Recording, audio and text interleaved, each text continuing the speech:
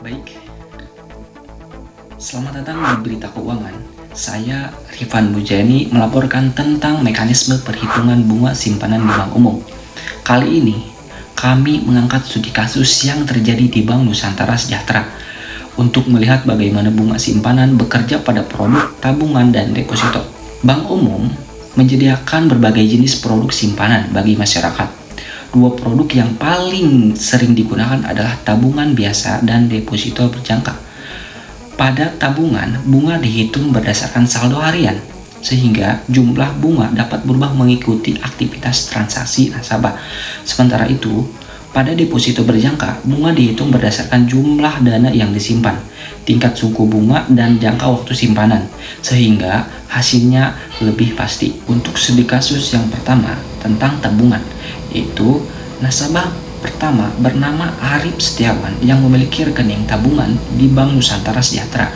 Pada awal bulan, Arif memiliki saldo tabungan sebesar 10 juta rupiah. Selama bulan berjalan, Arif melakukan berbagai transaksi seperti setoran dan penarikan dana. Di pertengahan bulan, Arif menambah simpanannya, kemudian pada minggu berikutnya melakukan penarikan untuk kebutuhan pribadi. Menjelang akhir bulan, ia kembali melakukan setoran. Akibat adanya perubahan saldo tersebut, bunga tabungan Arif dihitung berdasarkan rata-rata saldo harian selama 1 bulan, bukan hanya dari saldo akhir.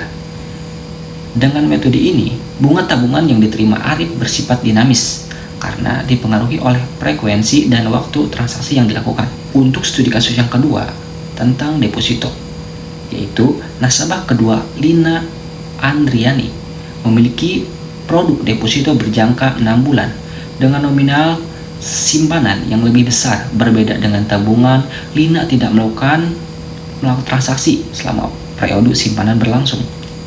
Bunga deposito dihitung berdasarkan pokok simpanan dan jangka waktu yang telah disepakati di awal, sehingga hasil bunga yang diterima bersifat tetap dan dapat diperkirakan sejak awal penempatan dana.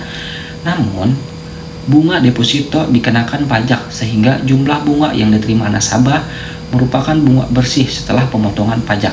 Untuk perbandingan, dari dua kasus tersebut dapat disimpulkan bahwa tabungan cocok bagi nasabah yang membutuhkan fleksibilitas transaksi meskipun bunganya berubah-ubah.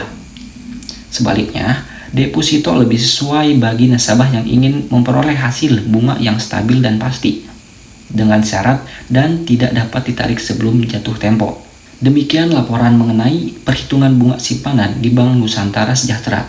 Dengan memahami perbedaan metode perhitungan bunga tabungan dan deposito masyarakat, diharapkan dapat memilih produk simpanan yang paling sesuai dengan kebutuhan keuangan. Saya Rifan Mujani melaporkan untuk Berita Keuangan. Sampai jumpa.